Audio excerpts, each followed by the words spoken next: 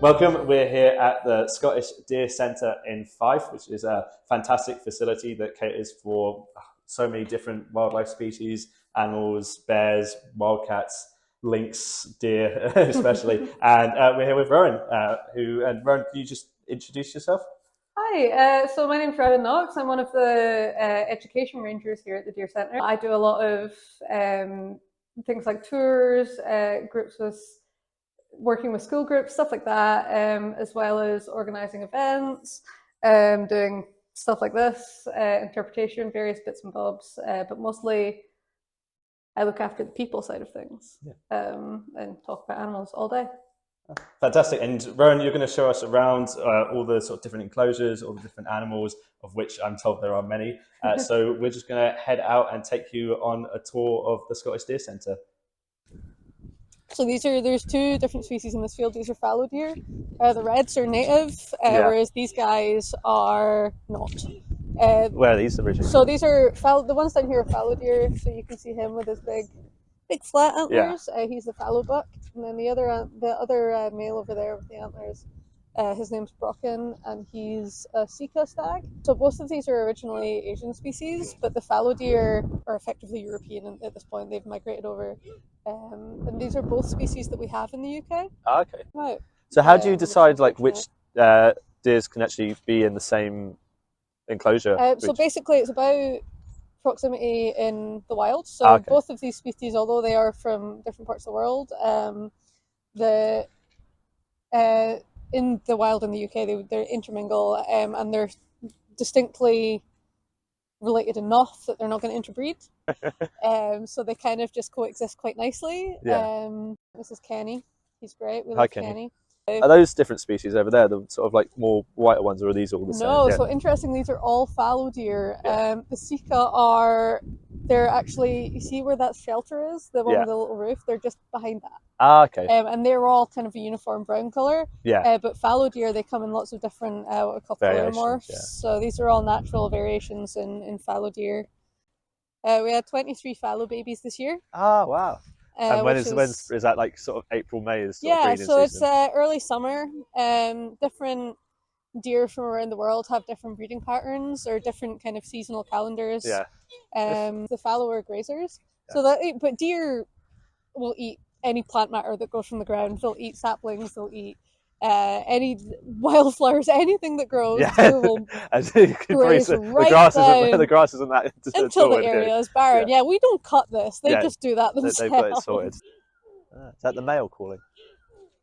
Yeah, that's Brocken. Quite a distinct call. They all make absolutely bizarre noises, so it's really fantastic. The males of the different species make really distinct noises. So different species of deer have distinct looking antlers, and they have it's a bellow that sounds different based on all the species. So red deer bellows are one of the more kind of distinctive ones. They sound it's like kind of roaring stag that people talk about when they're up in the Highlands in October like that really throaty sort of sound. But we have one of our more vulnerable species of deer, the Barasingha deer, and they're an Indian species. So our male Ravi, when he does his bellow during the rut, he sounds like a car alarm.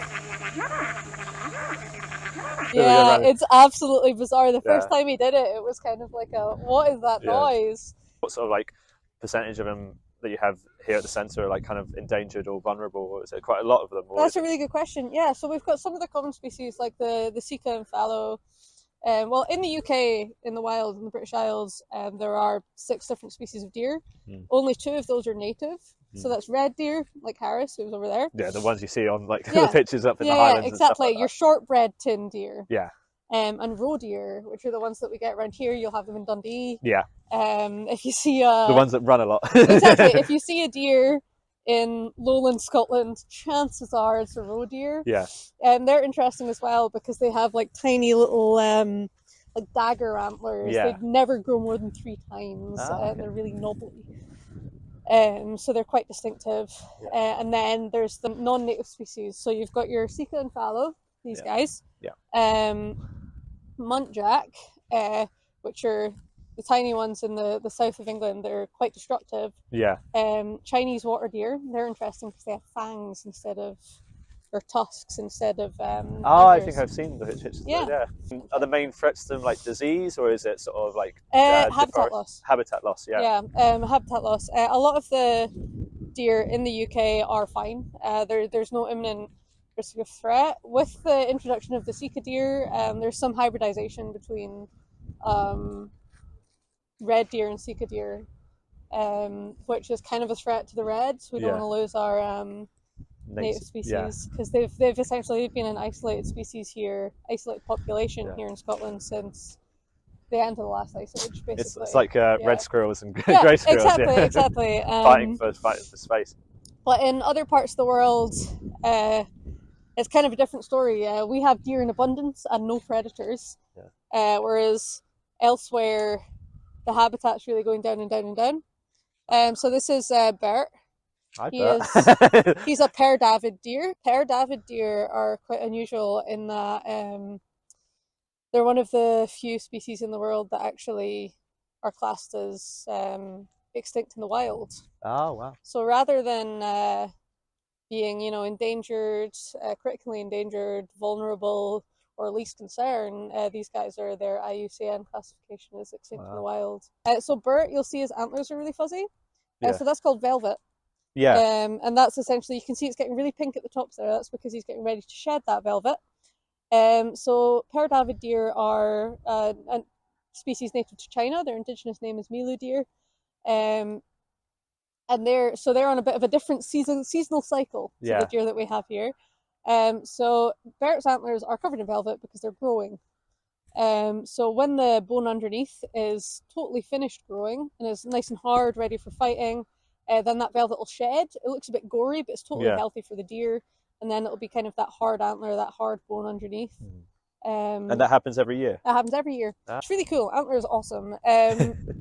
So as opposed to horn, which is kind of prevalent across a number of different animals, a number of different species, it's only deer that grow antlers. So out of all of the species of deer in the world, there are only like 4 of them that don't grow antlers. I know.